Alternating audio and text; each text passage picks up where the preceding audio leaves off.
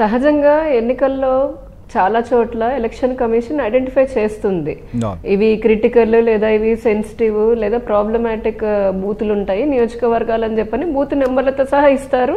దానికి సంబంధించినటువంటి ఆ బూతులకు సంబంధించిన పటిష్టమైనటువంటి ఇంకా మరింత ఎక్కువగా భద్రతా చర్యలు తీసుకోవడం అనేది జరుగుతూ ఉంటుంది. ఈసారి కూడా అలా ఐడెంటిఫై చేసిన వాటికి అదనపు బలగాలను పెట్టాలని కూడా మొదటి నుంచి కూటమి నాయకులు అడుగుతూనే ఉన్నారు, రిక్వెస్ట్లు పెడుతూనే ఉన్నారు.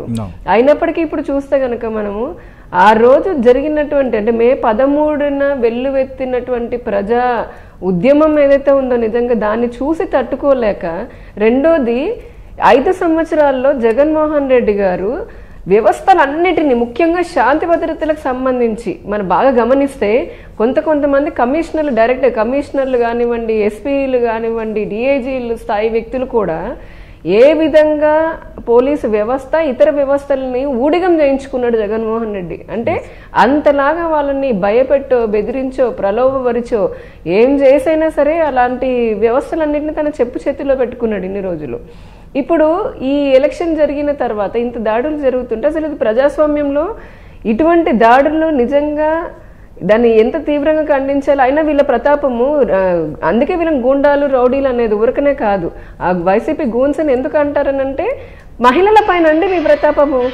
అసలు ఏమాత్రమైన సిగ్గుందంటే ఒక మనిషి కడుపుకు అన్నం తినేవాడు ఎవడైనా సరే బాధతో చెప్తున్నాను ఈ మాట, మహిళల పైన పేద ప్రజల పైన లేదంటే దళితుల పైన ఇన్ దట్ కేసు ఏ ప్రజల పైన అలాంటి వారి పైన సామాన్యుల పైన మీ ప్రతాపాలు ఏంటి, మీ గూండాగిరి ఏంటి, రక్తాలు వచ్చేలా కొట్టడం ఏంటి, అసలు ఇదేమి అంటే ఇంతకంటే అరాచకం ఇంకేమైనా ఉంటుందా?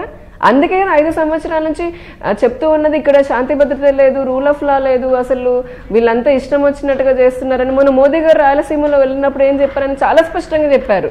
ఇక్కడ రాయలసీమలో అవినీతి మాత్రమే కాదు, మొత్తం రాయలసీమని రౌడీలాగా రౌడీజానికి కేర్ ఆఫ్ అడ్రస్ లాగా మార్చారు అన్న ఉద్దేశంతో చెప్పారు ఆయన. ఏ స్థాయిలో దేశవ్యాప్తంగా మొత్తం చూస్తే కూడా ఆంధ్రప్రదేశ్ అరాచకాలు వెళ్తుంది వస్తుంది. అదే గుండెరాజ్యమే నడుస్తుంది కదా. ఈ రోజు పోలింగ్ రోజు కాదండి, స్థానిక సంస్థలు చూడండి.